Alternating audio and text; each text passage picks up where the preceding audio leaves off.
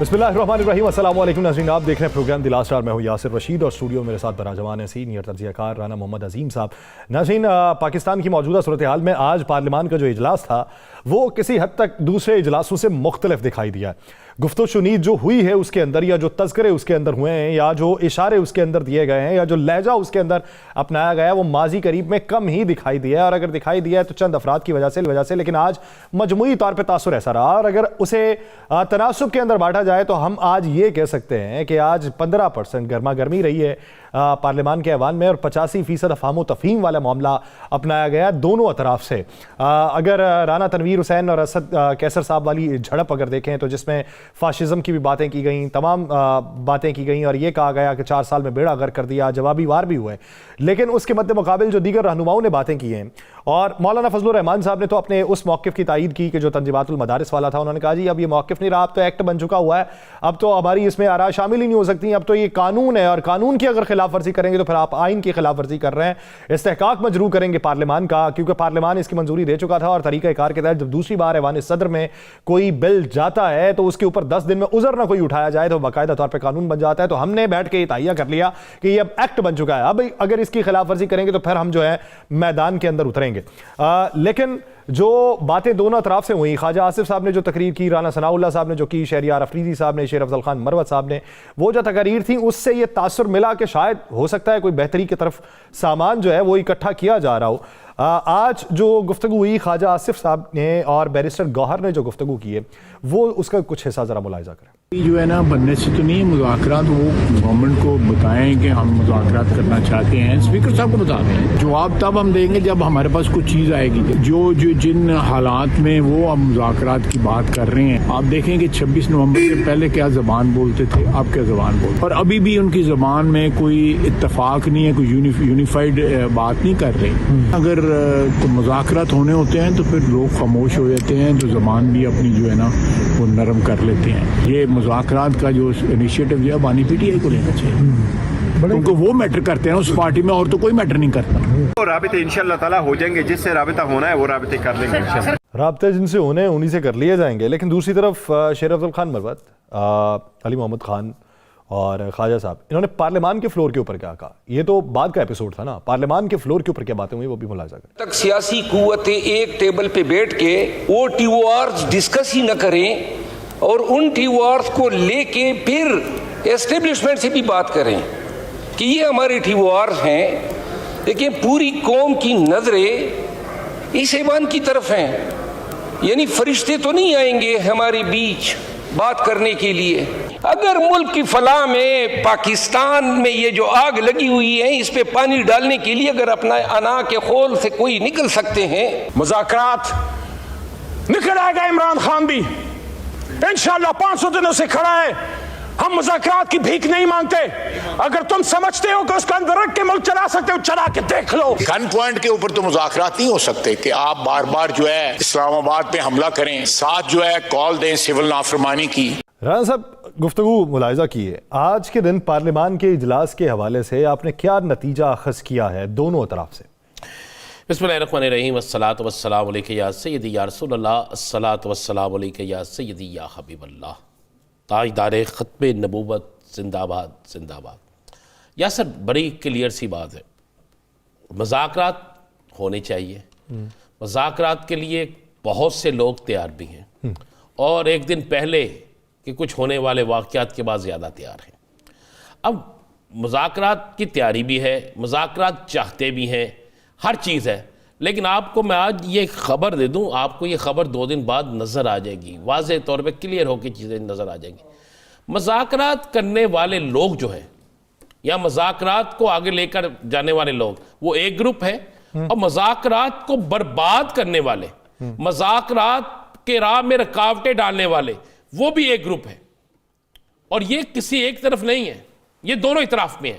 लेकिन हुकूमती बेंचों के अंदर बहुत ज्यादा है, इतने ज्यादा है हुकूमती बेंचों के अंदर कि आप तसव्वुर भी नहीं कर सकते।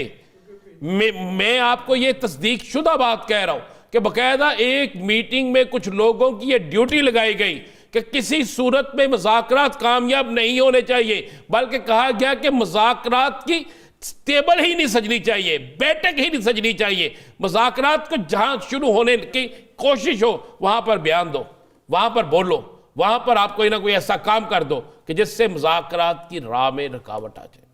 3 दिन या मैक्सिमम 4 दिन में आप एक ऐसी बड़ा काम देख लेंगे जिसके बाद मुज़ाकरात के रास्ते बंद हो जाएंगे। मैं कोई लंबी चौड़ी नहीं कह रहा आपको, नहीं आप समझ रहे हैं सारी चीज़ें ख़त्म जी ख़त्म हो जाएंगी, वक्ती तौर पे सारी चीज़ें ख़त्म हो जाएंगी। फिर मुज़ाकरात के लिए कुछ ऐसे लोगों को बीच में आना पड़ेगा, फिर ऐसे लोगों को बीच में आना पड़ेगा कि जिसके बाद शायद मुज़ाकरात चल सके। लेकिन अभी तक बहुत, मैं ज़िम्मेदारी से ये बात कह रहा हूँ, अल्लाह करे कि मेरी बात गलत हो, मैं फिर कह रहा हूँ अल्लाह करे कि मेरी ये बात गलत साबित हो जाए, लेकिन मेरे पास जो इत्तला है कि 3 से 4 दिन में कुछ ऐसा करने की कोशिश की जा रही है कि जिससे मुज़ाकरात का चैप्टर बंद हो जाए। और जहाँ तक बात है ना, ये एक बार कभी ईवान में, कभी ईवान के बाहर, कभी किसी जगह बैठ के ये कहते कि जनाब इनके लोग तो बिल्कुल किसी सूरत में भी बानी तहरीक इंसाफ जो है उससे इत्फाक नहीं करते, वो तो खुद उससे बिल्कुल बागी हैं, फलां है। तो भाई बागी हैं जो भी है, इस मुल्क में वोट बानी तहरीक इंसाफ के नाम का है। कोई एक इन लीडर में से बंदा दिखा देना जिसके जाती नाम का वोट है। अली मोहम्मद खान ने क्या कहा था हमारे प्रोग्राम में कि मुझे वोट पड़ा है तो किसका पड़ा है। इसी तरह बाकी लोग क्या कहते हैं, पाकिस्तान में पहली दफा वो लोग आए हैं जिन्होंने पहला इलेक्शन लड़ा है, अक्सरियत आई है उनकी। क्या किसी और सियासी जमात में ऐसे लोग आए हैं? मुझे 5 लोग गिना दें किसी और सियासी जमात में 5 गिना दें सिर्फ। तो फिर आप ज़हन नशीन करें, अगर मटके को वोट पड़ सकता है, तराजू को वोट उसको पढ़ सकता, चारपाई को वोट पढ़ सकता है, पेन को वोट पढ़ सकता है, डॉल्फिन को वोट पढ़ सकता है, तो ज़हन नशीन रखें वो डॉल्फिन या पेन या चारपाई नहीं था, वो वोट जो था वो बानी तहरीक इंसाफ का था, वो उसके नाम का था। उन लोगों को पता था कि ये उसका उम्मीदवार है, क्योंकि तहरीक इंसाफ का तो नाम नहीं था। क्या ऐसा इलेक्शन, क्या ऐसी सख्ती इस वक्त मौजूदा हालात में या मौजूदा सियासी जमातों में से किसी ने देखी? भाई मुशर्रफ दौर में मुस्लिम लीग नून के पास निशान था उसका अपना। मुशर्रफ दौर में मुस्लिम लीग नून इलेक्शन लड़ी थी, पीपल्स पार्टी इलेक्शन लड़ी थी, जियाउल हक के दौर में भी इलेक्शन लड़े थे लोग। किस दौर, अयूब खान के दौर में भी इलेक्शन लड़े थे लोग। किस दौर में नहीं था? किस दौर में लोगों से नाम छीन लिया गया था? एक इंतखाबी निशान होता था। ये पहला इलेक्शन था जिसमें ना इंतखाबी निशान था, ना तहरीक का नाम था, ना जलसे जुलूस की इजाजत थी गैर अलानिया, ना दफ्तर खोलने की इजाजत थी, सारा कुछ था ना। तो फिर आप ये समझें कि माइनस किसी को करके और ये समझें कि हम दबा के सारा कुछ करके बिल्कुल मामलात को दुरुस्त कर लेंगे, तो ऐसा नहीं हो सकेगा। एक बात आप ज़हन नशीन कर लेनी चाहिए सियासी जमातों को कि माइनस की पॉलिसी ख़त्म कर दे। ना नवाज शरीफ माइनस हो सके थे, ना आसिफ अली जरदारी माइनस हो चुके थे, ना इस मुल्क में बानी तहरीक इंसाफ जो है माइनस हो सकते हैं। माइनस का खेल अब चलेगा नहीं। अब मुझे एक बात बता दें, अब ये लोग कहते हैं ना, मुझे यासिर साहब, ये सारी गेम लोगों तक पैगाम पहुंच गया था ना किसका क्या इंतखाबी निशान है। अब भी लोगों तक जो पैगाम पहुंचाना हो किसी ने पहुंचा दिया जाता है ना। मगर मुझे एक शख्स ने कहा, बड़ा ज़िम्मेदार शख्स था, उसने कहा हम क्या करें यार। मैंने क्या ना, मैं कहा आप तो कोशिश सारी कर रहे हैं। उसने कहा हम सारी कोशिशें करते हैं राना अज़ीम, क्या करें। अगर तहरीक इंसाफ सोशल मीडिया पे ये कह दे कि कौवा वाइट है, सफ़ेद है, तो रात तक मानना पड़ जाता है कौवा सफ़ेद है। तो मैं कहा फिर माने कि उनकी एक कुव्वत है, फिर माने कि उनके वोटर्स हैं, फिर माने कि वो एक सियासी जमात है, फिर माने, और क्यों ना फिर उनको कौमी धारे में लेकर आए। आप क्यों कौमी धारे से उन्हें बाहर करना चाहते हैं? क्यों आप ऐसा चाहते हैं कि वो नौजवानों की एक बहुत बड़ी तादाद जो है वो सियासी धारे से, कौमी धारे से बाहर हो जाए? तो उन्होंने कहा जी बात तो दुरुस्त है, अल्लाह करे ऐसा हो जाए, लेकिन ये सियासतदानों को भी सोचना चाहिए। सियासतदान क्यों नहीं सोचते यासिर साहब? कहाँ तक गए? आज आपने तकरीरें 3-4 सुना दी, अगर 2-3 तकरीरें और सुना देते। राना सनाउल्लाह साहब ने बड़ी अच्छी बात की थी, बहुत अच्छी बात की थी। सबसे अच्छी बात तो वो थी कि जिसमें उन्होंने इकरार किया था। और जब ऐसी सोच पैदा करके आगे बढ़ेंगे ना, तो आप ज़हन में रखिएगा, फिर मुल्क के अंदर अगर किसी ने गलत किया, मैं फिर आज कहता हूँ, अगर किसी ने 9 मई किया, उसकी सज़ा किसी सूरत माफ़ नहीं होनी चाहिए। अगर किसी ने पाकिस्तान के ख़िलाफ़ काम किया है उसकी सज़ा माफ़ नहीं होनी चाहिए। अगर किसी ने कोई ऐसी साजिश की है जिससे मुल्क को नुकसान पहुंच रहा है उसकी माफ़ी नहीं होनी चाहिए।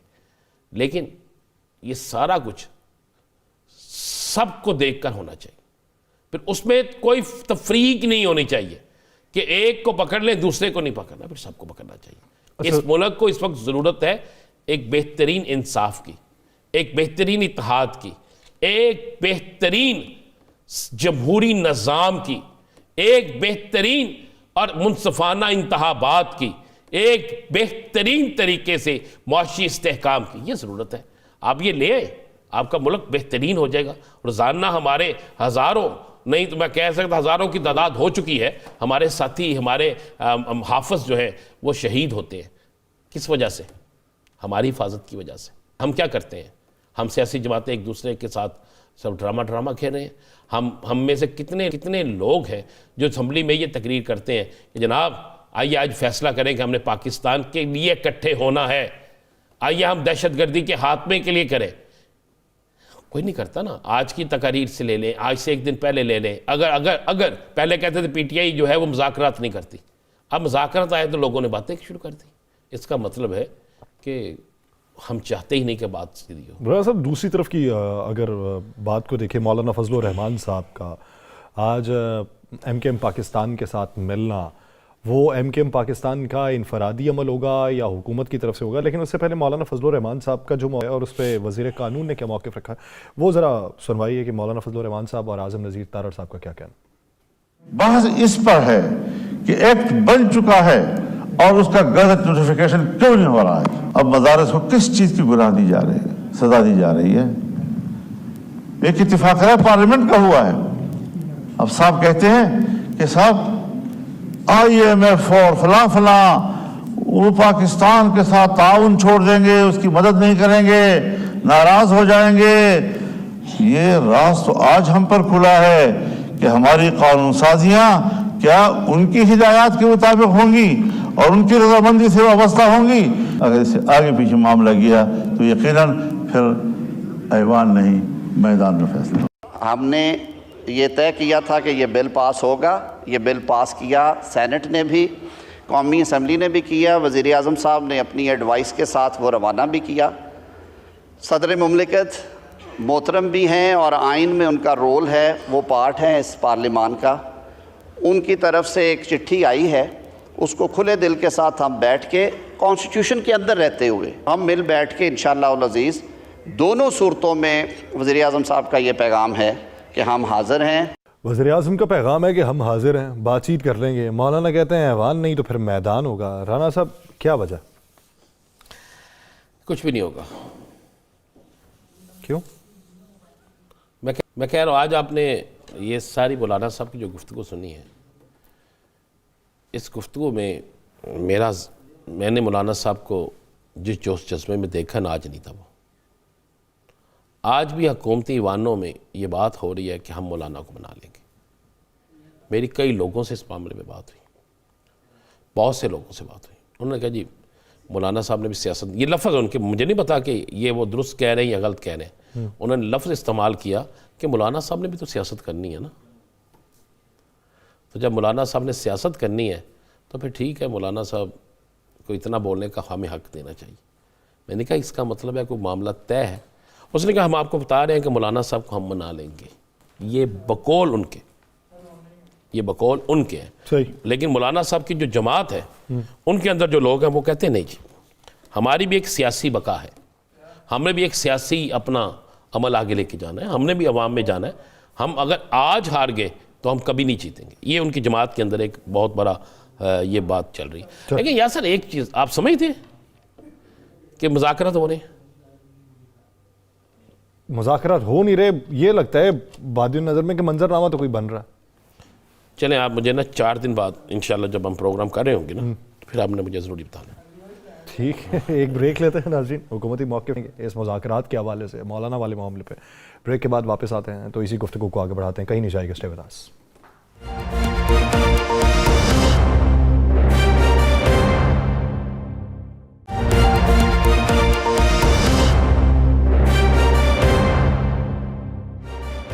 ब्रेक के बाद खुशामदीद नाज़रीन। मौजूदा सूरत हाल में हम जो गुफ्तगू पहले कर चुके हैं पहले पार्ट के अंदर कि उसमें हमने ये देखा है कि कहीं ना कहीं पे नरम लहजा अपनाया गया, लेकिन आज दलकलामी भी हुई।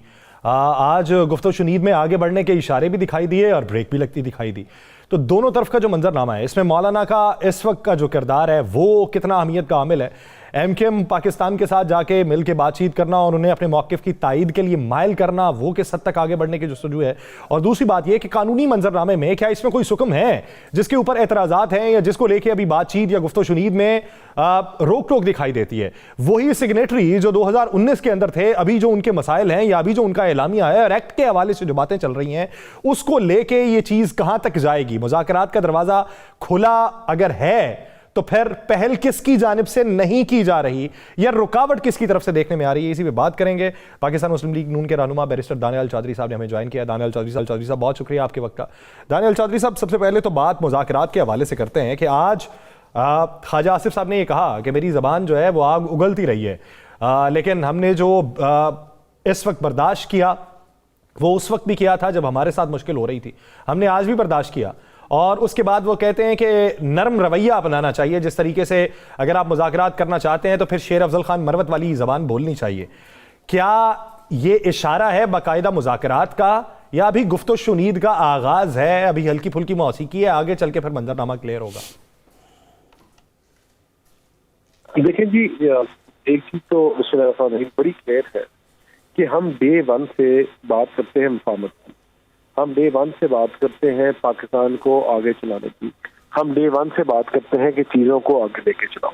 लेकिन आपके जो एक्शंस हैं वो और आपके वर्ड्स जो है, जो योर वर्ड्स जस्टिफिकेट योर एक्शन, ये मुंह से अगर एक दिन अच्छी बात कर लें और अगले दिन वही काम करें तो फिर कैसे चीज़ आगे चले। देखिए, आज भी एक तरफ ये बात करते हैं कि हम बैठ के मुज़ाकरात की, एक तरफ बात करते हैं मफाहमत की, चीज़ों को आगे चलाने की।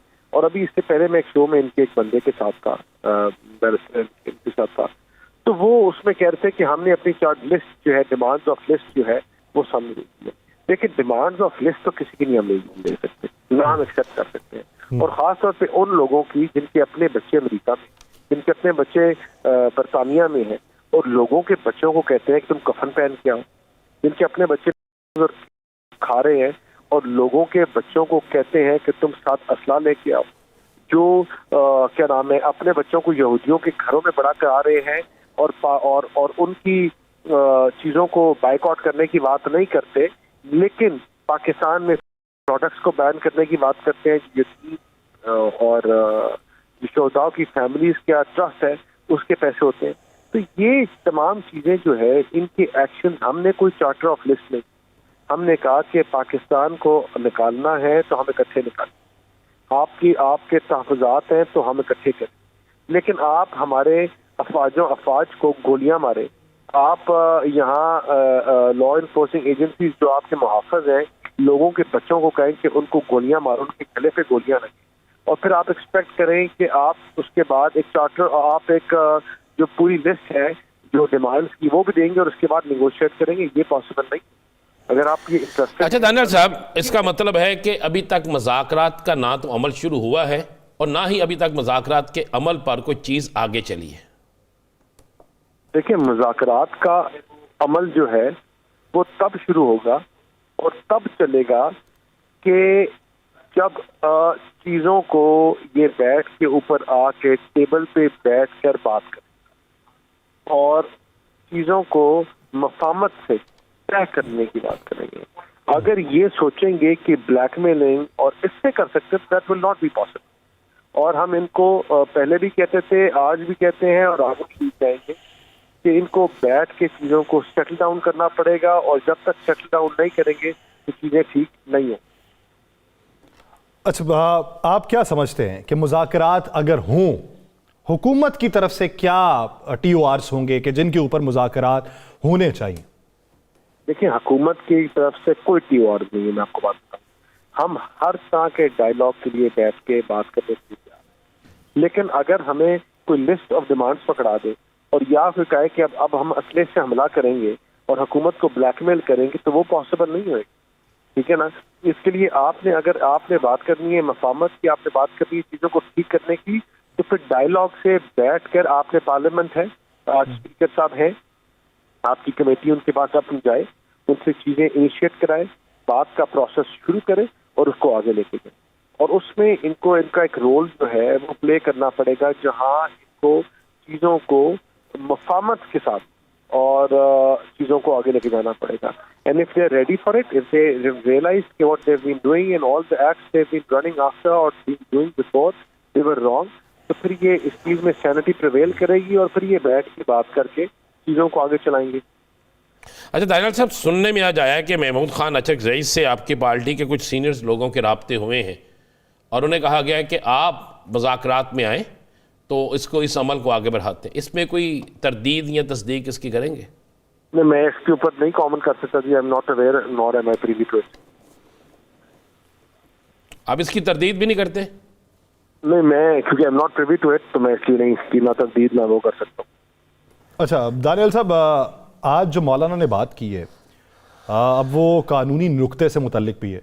वो ये कहते हैं कि हमने तंजीमातुल मदारिस ने बैठ के इस बात के ऊपर इत्तफाक कर लिया है कि ये बाकायदा तौर पे एक्ट बन चुका है कि जब एक गलती की निशानदही करने पे वापस भिजवाया गया, फिर ये वापस ऐवान सदर में गया, 10 दिन खामोशी इख्तियार हुई, तो उन्होंने सदर आरिफ अलवी साहब वाला हवाला दिया कि उन्होंने भी तो खामोशी इख्तियार की थी, उस वक्त भी तो वो एक्ट बन चुका था, तो अब ये एक्ट क्यों नहीं है?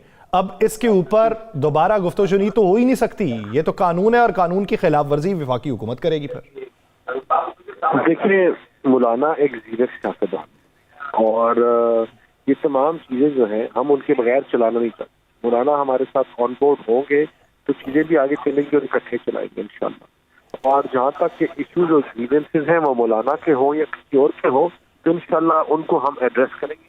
उनको अभी भी एड्रेस कर रहे हैं, आगे भी करेंगे और इंशाल्लाह आगे आने वाले दिनों में इनको हम बड़ी बेहतरी के साथ एड्रेस कर लेंगे।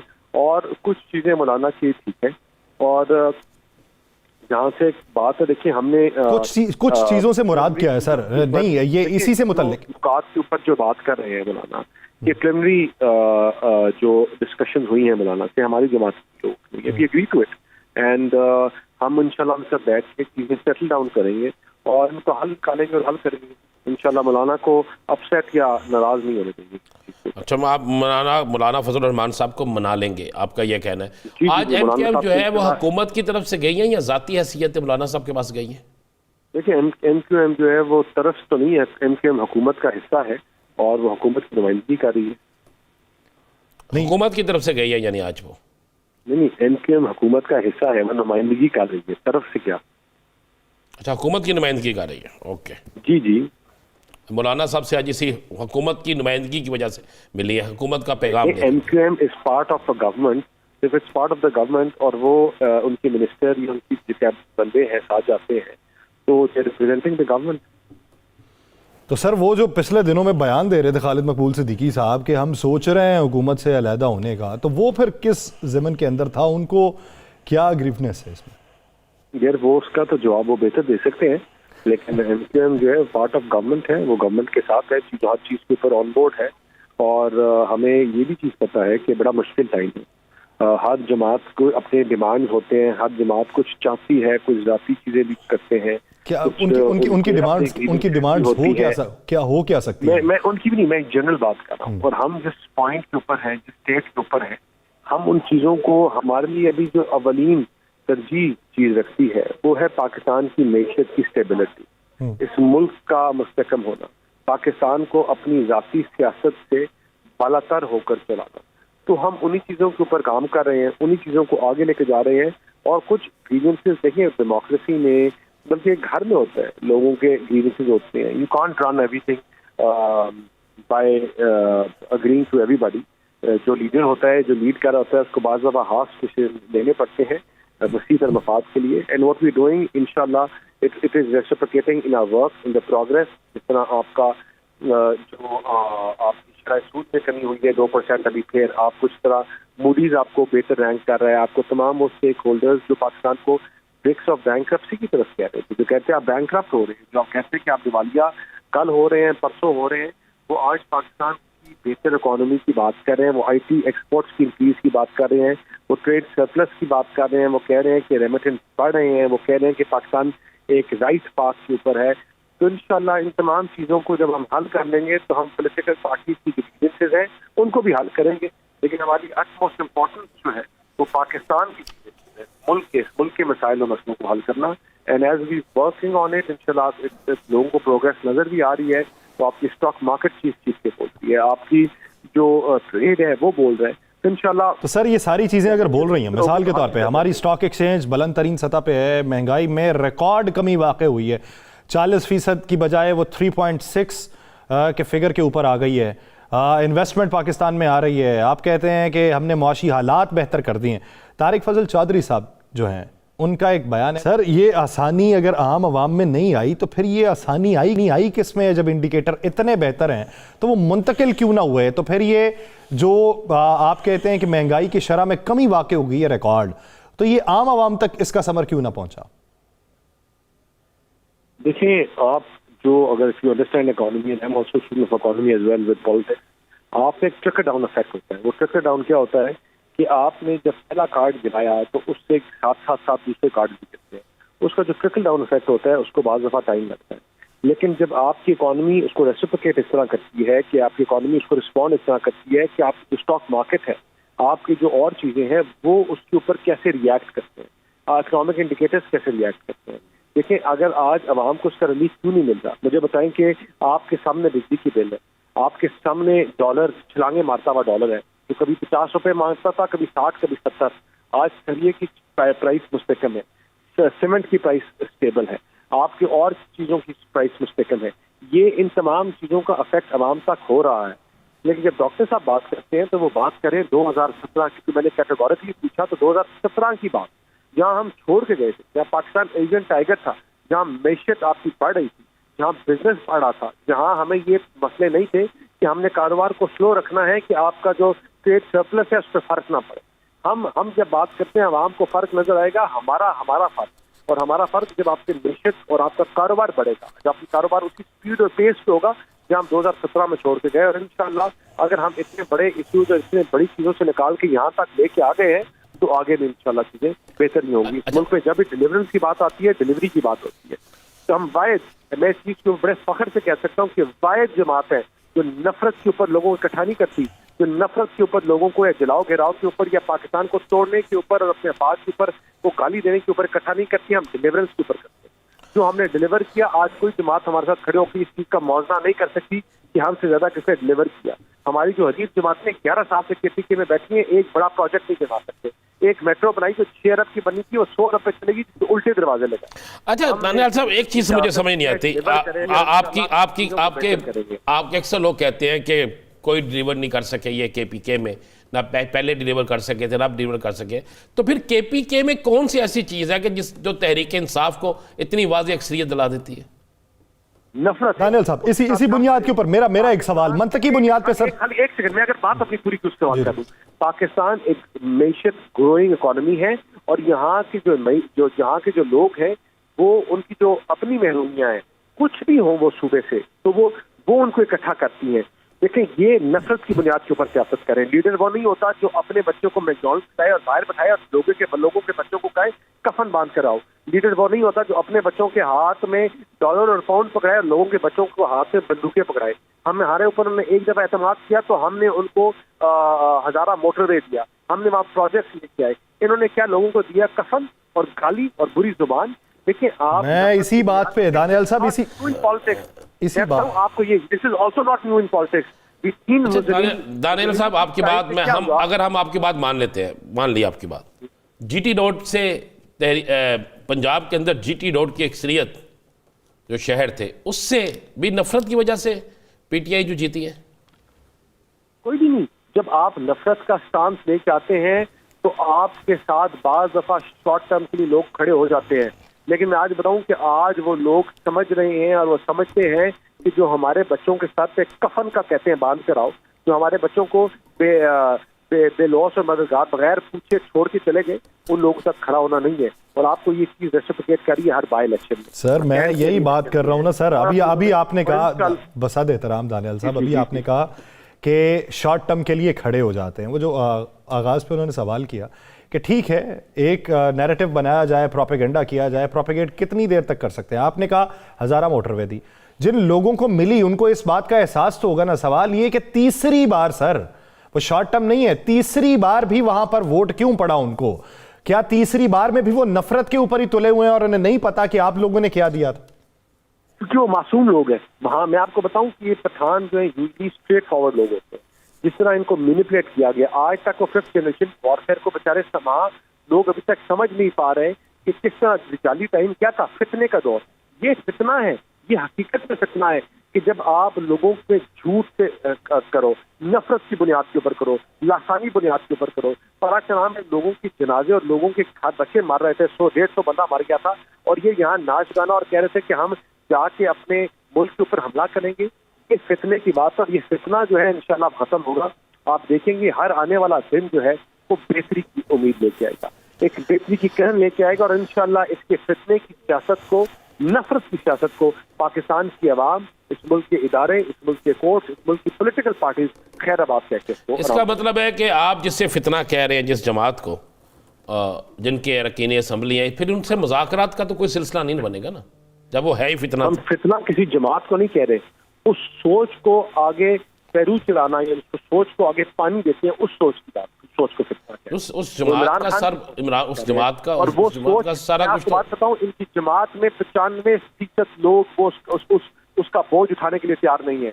आपने शबीसी तरमीम में देखा कि 10 लोग आए, मैं आपको बताऊं कि 10 की क्या लाइनों की तरह लोग आज भी बैठे हैं इनको छोटे, क्योंकि लोग नफरत का बयानिया, तफरीक का बयानिया, पाकिस्तान को कमजोर करने का बयानिया, अपनी अफवाज को कमजोर करने के बयानिए के साथ खड़े होने के लिए तैयार नहीं। 95% आपने कहा 10 लोग आए, 10 लोग आए, 10 लोग आए, तो अंदर कितने लोग आए? बाकी बैक पे बैठे हुए थे। कहा कि इनकी जमात के आधे लोग जो है वो इनको छोड़ने के लिए तैयार है, क्योंकि इनकी नफरत के बयानिए को उठाने के लिए कोई तैयार नहीं है। सर आपने 95% कहा, तो अभी अगर 100 मेंबर्स भी लगाए हैं तो 100 में से 95, उनमें से कोई 5 के नाम ही बता दें जो छोड़ने के लिए तैयार है। मैं वो नाम तो नहीं बता सकता आपको, सर 95 में से 5 तो बता ही जा सकते हैं। 50% लोग जो है वो तैयार नहीं है। वो इमरान खान के अपने घर वाले भी तैयार नहीं है, अपना इसका खानदान तैयार नहीं है वो वजन उठाने के। अली मीन गंडापुर भी तैयार नहीं था, और इनके जमात के अपने लोग जो है वो लोग तैयार नहीं है। जब अपनों की बात आई है सर, अपनों की बात आई है तो अजरा तफन्नुन ही देख ले। शाहिद खाकान अब्बासी साहब की जरा गुफ्तगू सुनवाते हैं। शाहिद खाकान अब्बासी साहब ने क्या फरमाया। इक़्तिदार छोड़ के यहाँ पर आया हूँ, मैंने ना कभी जमात से ओहदा मांगा है ना कोई और चीज मांगी है, लेकिन मेरी जमात का पैगाम था वोट को इज्जत दो, ये आइन का पैगाम था। जब मेरी जमात ने पैगाम छोड़ दिया तो मैंने उसे बहुत इज्जत के साथ, एहतराम के साथ कहा कि मैं आपके इस जो नया आपकी सोच है, इक़्तिदार को इज्जत दोगी, मैं इसके साथ नहीं चल सकता।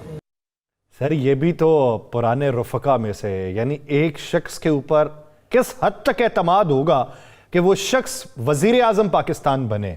यानी आप अपने भाई को उस वक्त बनाने की सोच नहीं रख रहे थे कि उनको इलेक्शन लड़वा लेते, पंजाब से ले आते, शाहिद खाकान अब्बासी साहब को बनाया, तो अब उनकी बात के ऊपर क्या राय? देखिए, मैंने आपसे कहा कि हम इक़्तिदार को इज्जत दो की कभी सियासत नहीं की। हमने जब इलेक्शन जीता भी, जब तमाम सीटें पूरी होगी, प्रोसेस पूरा हो गया, तो तब भी हमने कहा कि अगर पीपल्स पार्टी या कोई और जमात बनाना चाहती है तो बनाए।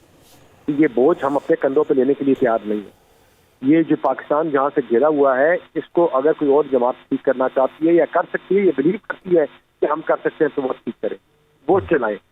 और अगर जब तमाम जमातों ने हैंड अप कर दिया क्योंकि सब हमारा तमाशा देखना चाहते, उनको पता था कि ये 4 दिन में, 5 दिन में, 2 महीने में, 2.5 महीने में कोलैप्स कर देंगे। उनको पता था अकाउंट देके ये मुल्क 1 महीने में, 1.5 महीने में, 2 महीने में दिवालिया हो जाएगा।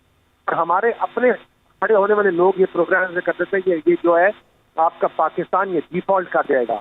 हमारे अपने साथ जमात में दूसरी जो एला से वो ये बातें करते हैं।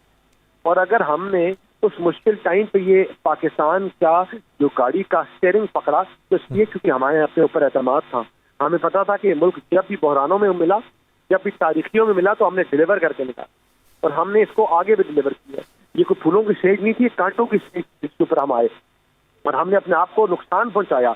लेकिन पाकिस्तान की खातिर, इस मुल्क की खातिर, इस मुल्क की मैशत की खातिर हमने चीज़ों को पीछे छोड़ा और हमने चीज़ों को पीछे छोड़कर आगे चलने की बात की। और इंशाल्लाह अब आपको नजर आ रहा है कि जब आज चीज़ें मुस्तकम हो रही हैं तो अब इसके वो कहते हैं success has 1,000 fathers and failure has none. अब इसके दावेदार इसके बाप भी आएंगे, अब दावेदार और भी लोग आएंगे कि हमने। चले, हम ये उम्मीद करते हैं कि दावेदारी छोड़ के पाकिस्तान की बेहतरी के लिए जो है सामान करने की सारे तगोदो करें और वफाहमत का कोई ऐसा रास्ता अपनाया जाए कि जिससे ये केओस का खात्मा हो सके। बहुत शुक्रिया बैरिस्टर दानियाल चौधरी वाले से अपना वक्त देने के लिए। नाज़रीन, दीगर इश्यूज़ पे बात करेंगे एक शॉर्ट ब्रेक के बाद, कहीं नहीं जाएगा, स्टे विद अस।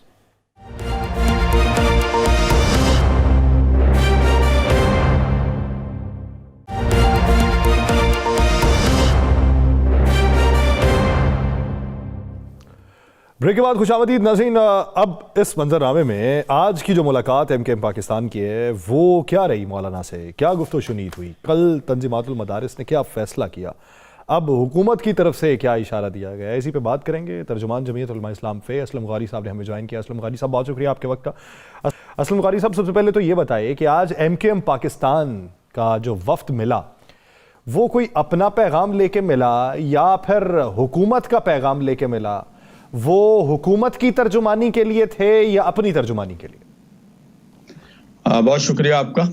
असल में MKM का वफद जो है वो आया था, दूसरों ने खुद वक्त लिया था, लेकिन हुकूमत के लिए नहीं, उसके अपने मसाइल थे जिसकी वजह से आया था जो उनके और हुकूमत के बिटवीन हैं।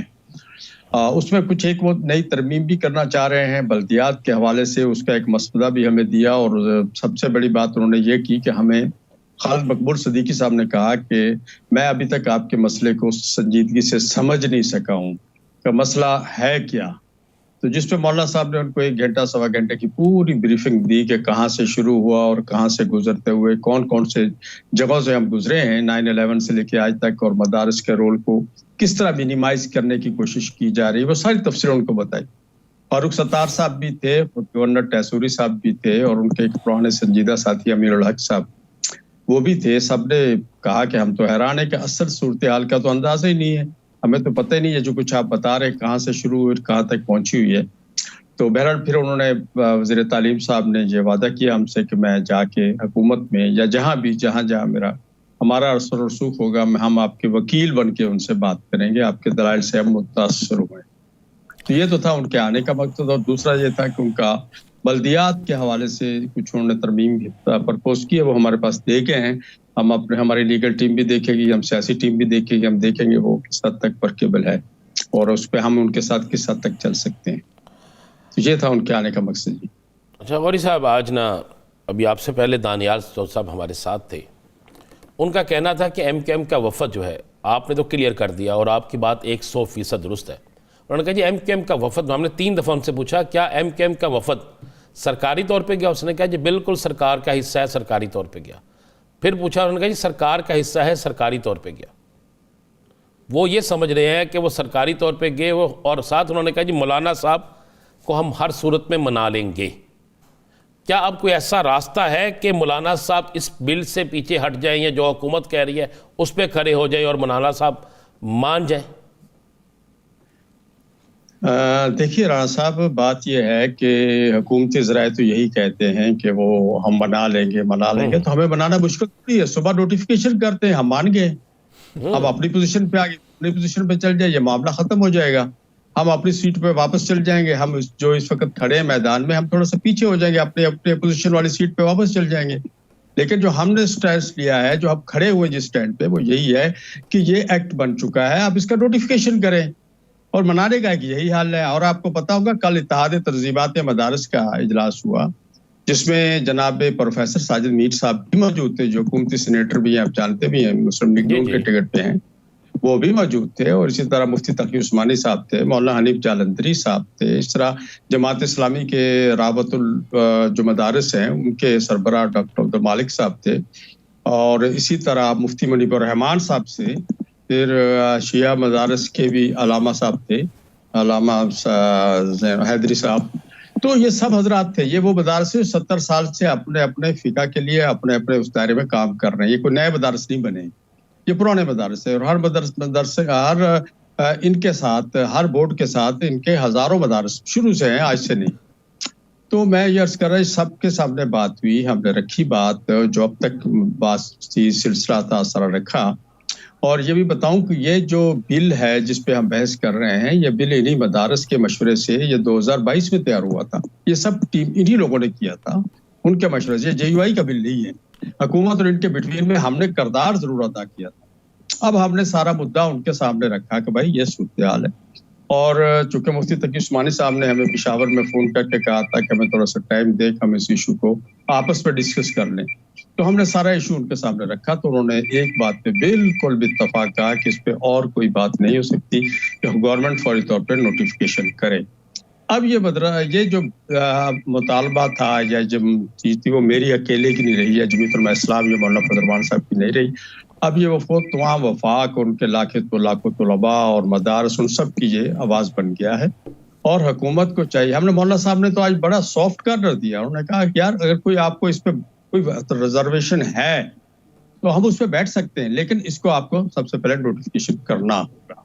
लेकिन गौरी साहब एक सवाल ये है, वो 1860 का एक कानून कि जिसके तहत सोसाइटीज़ जो हैं वो रजिस्टर्ड होती हैं, वो कहते हैं कि हमारे साथ तो आपने ये बातचीत नहीं की थी। 2019 में पाकिस्तान तहरीक इंसाफ के साथ एक मुआहदा हुआ, उसी के तहत 18,500 मदरसे जो हैं वो रजिस्टर्ड हुए। तो उस वक्त के सिग्नेटरी जो हैं उनको अब इशू क्या हुआ है रजिस्ट्रेशन में? देखिए, वो जो मुआहदा हुआ उस मुआहदे पे कहीं अमल दरामद हुआ? तो उस मुआहदे में ये था कि हमें रजिस्ट्रेशन मिलेगी, इन्होंने की। उस मुआहदे में ये था कि हमें बैंक अकाउंट खोलने की इजाजत मिलेगी, इन्होंने की। उस मुआहदे में ये था कि हमारे गैर मुल्की तलबा जो पाकिस्तान में आना चाहते हैं उनको बाकायदा वीजा दिया जाएगा, इन्होंने उस पर अमल दरामद किया। जबकि हमने उस मुआहदे पे अमल दरामद करते हुए मैट्रिक तक तालीम को कंपलसरी करार दिया। हमने उस मुआहदे पे अमल दरामद करते हुए मुतालिया पाकिस्तान और इंग्लिश को हमारी शहादतुल आलमिया की जो सनद है, आखिरी सनद है इक्वल टू आपके मास्टर, उसमें कंपलसरी करार दिया। हमने तो उस पर अमल किया, इन्होंने तो किया ही नहीं। इन्होंने तो उसको गलाफ चढ़ा के कहीं लॉकर में रख दिया। अब जब ये मसला 22 में हमने ये बात हुई, और वो था भी उन्हीं का, जो मेरा भाई आजकल कोर्ट मार्शल जिसको फेस कर रहे हैं उनका बनाया हुआ था, सारा उन्हीं का ड्रामा था ये सारा। और उसके बाद उस वायदे में कहीं भी नहीं था कि डायरेक्टरेट बनेगा और वो इसको संभालेगा, ये तो चीजें कहीं भी नहीं थी, उस वायदे में भी नहीं है। अब वायदा नहीं, हम इसको कानून बनाना चाहते हैं, हम एक कानूनी दायरे में आना चाहते हैं, मदारस को कानून के दायरे के अंदर लाना चाहते हैं। हम जो इस वक्त बात कर रहे हैं वो आइन और कानून की बात कर रहे हैं। मुआहदे तो होते रहते हैं। हमारे जरदारी साहब ने याद एक दफा कहा था कि ये मुआहदा को कुरान और सुन्नत तो नहीं होता, उस पर लाजमी अमल किया जाए। तो ये मेरा ख्याल मुआहदे तो होते रहते हैं, लेकिन इस मुआहदे पे अमल दरामद अगर नहीं हुआ तो हुकूमती साइड से नहीं हुआ, हमने उस पर किया। और अब उसकी जरूरत इसलिए नहीं रही कि 22 पे, ये 19 की बात आता है, 22 और 23 के दरमियान में हमने ये बिल बनाया था जो इस वक्त जिस बिल पे हम बात कर रहे हैं। तो इस पे ये बिल, फिर आपको ये बार बार मैं मुनासिब समझता कहूँगा, ये बिल तो हुकूमत ने बनाया, हमने तो नहीं बनाया। इसकी हर शक हुकूमत ने बनाई। हो सकता है इस पे एक दो शकों पर मैं इस वक्त मुतराजा नहीं करना चाहता, हमारे तहफ़्फ़ुज़ात थे, हमने मजबूरन कबूल किया कि चलो। अच्छा गौरी साहब, अब ये तो हो गया, आज मौलाना साहब की तकरीर भी सुन ली, मौलाना साहब की तरफ अब आमदोरफ्त भी शुरू हो जाएगी, तेज़ हो जाएगी। वक्त कितना दिया गया आपकी तरफ से, कितने वक्त तक इंतज़ार किया जाएगा कि हुकूमत इस पर अमल कर ले? देखिए ये हम इंतज़ार करेंगे इनकी तरफ से। आज हमने ये जो 5-6 दिन से सिलसिला चल रहा था, आज उन्होंने, हम तो ये बात ओपन नहीं की। आज आज़म नज़ीर तार साहब ने खुद अपनी तकरीर में कहा कि जी मियाँ साहब ने इतनी दफ़ा रब्ता किया और फलां ने रब्ता किया। हमने ये बातें ओपन नहीं की, हमने एक जो अमानत ही रखा, लेकिन आज उन्होंने ओपन कर दिया। तो इसमें मियाँ साहब ने एक दफ़ा खाना भी रखा था मौलाना साहब का, मियाँ शहबाज शरीफ साहब ने, और वो डेरा इस्माइल खान थे। उससे कबल 2 दिन पहले भी उनकी टेलीफोन पे बात हुई है, और इससे कबल भी दीगर हजरात का भी रब्ता है। तो हमने उनको सिर्फ एक ही कहा है कि इसको आप नोटिफिकेशन कर दें। अच्छा, फिर उन्होंने जो इस पे ये थे कि हमने कहा था कि इत्तेहाद तंजीमात मदारस का इजलास हो जाए। वो जब इजलास हो गया तो रात हमने जो प्रेस कॉन्फ्रेंस की, हमने सोचा कि हो सकता है हुकूमत तक ना पहुंची हो। तो आज पार्लियामेंट के अंदर खड़े होकर मौलाना फजल साहब ने वाज़ेह तौर पे एक एक लफ्ज अदा कर दिया। अब बाल जो है हुकूमत के कोर्ट में, हुकूमत क्या हमें कहती है, हुकूमत क्या चाहती है, और अब जो भी हम अगला कदम उठाएंगे तो हम इन्हीं इत्तेहाद तंजीमात मदारस के मशवरे से चलाएंगे। और उसके लिए हमने उनसे सारे मामला तय कर लिए हैं कि आगे हमने इसको लेके कैसे चलना है। अब हुकूमत क्या फैसला करती है 1-2 दिन में सामने आ जाएगा, उसके बाद हम अपना लाएअमल देंगे इंशाअल्लाह। अच्छा, आप जब डिस्क्लोज कर रहे हैं कि चलें उस तरफ से हो गए, आज़म नज़ीर तारड़ साहब ने खुद अफशां कर दिया, पाकिस्तान तहरीक इंसाफ ने भी क्या कोई राबिता किया, कोई डेलीगेशन आया या कोई साथ बल्कि एजुटेशन की पॉलिसी अपनाने की बात हुई? देखिए, राब्ते उनसे रहते हैं। अभी पिछले दिनों भी पार्लियामेंट हाउस में असद कैसर साहब और कामरान मुर्तज़ा मिले थे नमाज जुमा के दौरान गलबन। तो मुलाकातें तो होती भी रहती हैं और इस मामला पे डिस्कस भी होती रहती हैं और टेलीफोन के राब्ते भी रहते हैं और हमारे उनके दरमियान एक मुआहदा भी है कि इशू टू इशू बात करेंगे।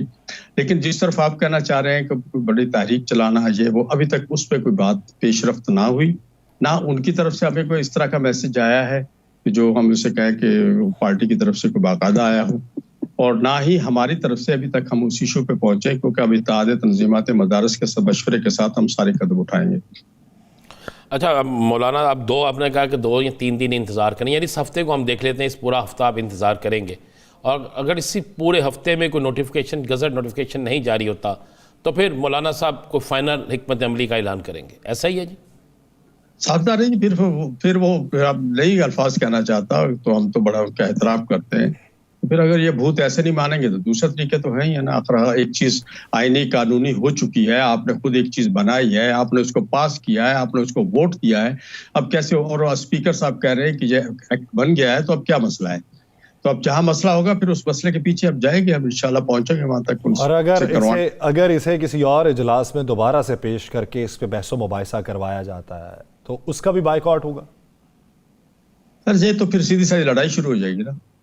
ये तो फिर हुकूमत आपसे लड़ना चाह रही है ना, मसले को हल करना तो नहीं चाह रही, फिर वो दूसरी तरफ चल जाएगा मामला। फिर यानी आप ये समझते हैं कि इसका चैप्टर क्लोज हो चुका है, अब इस पे बहस नहीं हो सकती, सिर्फ नोटिफिकेशन बाकी है? नोटिफिकेशन करें, बात खत्म करें, और अगर इनको कोई ऐसी चीज महसूस कर रहे हैं कि हमसे गलती हो गई, हमें ये भी करना था, तो उस पर बात हो सकती है। आपने उस पर इनकार तो नहीं किया, आपने इस पर दोबारा अमेंडमेंट ला सकते हैं, लेकिन इसको तो करें ना, हो चुका है वो तो एक तरीकाकार है, ये आपने बनाया, मैंने तो नहीं बनाया, तो आप करें इसको।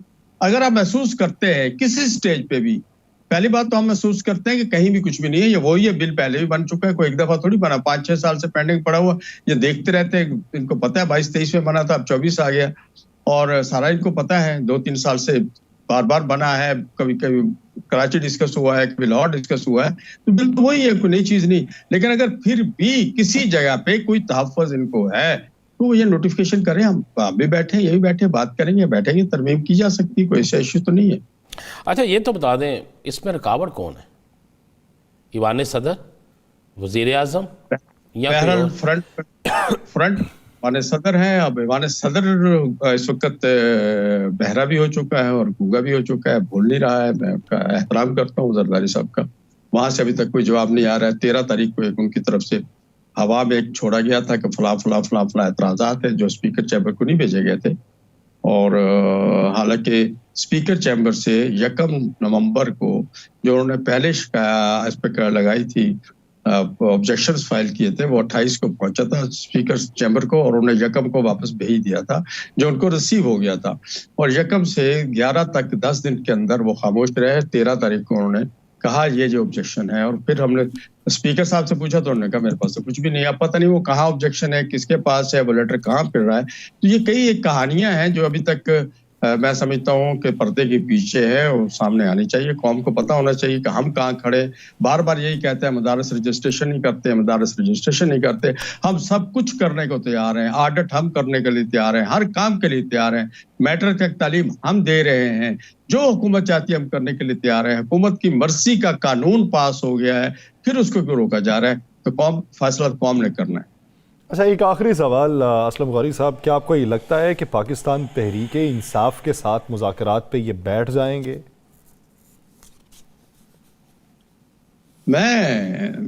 मुझे तो हालात ऐसे नजर नहीं आ रहे। लेकिन जब मुज़ाकरात आप करने जाते हैं ना, तो कोई थोड़ा सा दोनों नरमी होती है, कोई गुफ्तगू होती है, कोई शाइस्तगी होती है। अब ना वो इन पे एतबार कर रहे हैं ना उन पे एतबार करेंगे, बल्कि वो पंजाबी कहते हैं मैंने मार देने एक दूसरे को। तो जब ये वो आज वो कहा ना, ये मैनू से तो शेर अफजल खान मरवत ने भी कहा, उन्होंने कहा जी ये असेंबली ऐवान नहीं लग रहा, ये इस तरह लग रहा है कि जैसे एक सौतने एक दूसरे को बातें सुना रही हैं, तानाज़नी और मैंने मारना एक दूसरे को, ये वो वाला ड्रामा चल रहा है। जब ये सूरत हाल, तो मुज़ाकरात होंगे? कभी नहीं हो सकते। मुज़ाकरात कहते खुले दिल से चलना होगा ना आपको। आप उनके लिए सीना खोलेंगे, वो अपने लिए बाजू खोलेंगे, फिर जाके बैठा जाता है, फिर उसमें होता है अगर आपने 15 या 20 चीजें रखी हैं तो 5-10 उनकी मान लो, 5-10 उनकी मान लो, लेकिन यहाँ ऐसी सूरत मुझे कहीं नजर नहीं आ रही। ऐसी सूरत हाल आपको कहीं नज़र नहीं आ रही। दोनों तरफ से जो है वो नर्म मिजाजी अपनानी चाहिए, तो तब जाके सूरत हाल जो है वो किसी के हक में या मुल्क के हक में हो सकती है। बहुत शुक्रिया असलम कारी साहब इस हवाले से अपना वक्त देने के लिए। नाज़रीन, प्रोग्राम को चाहता है मुझे और राना साहब को दीजिए इजाज़त। अपना बहुत सा ख्याल रखिएगा। मुलाकात होगी कल, अल्लाह ने के बाद।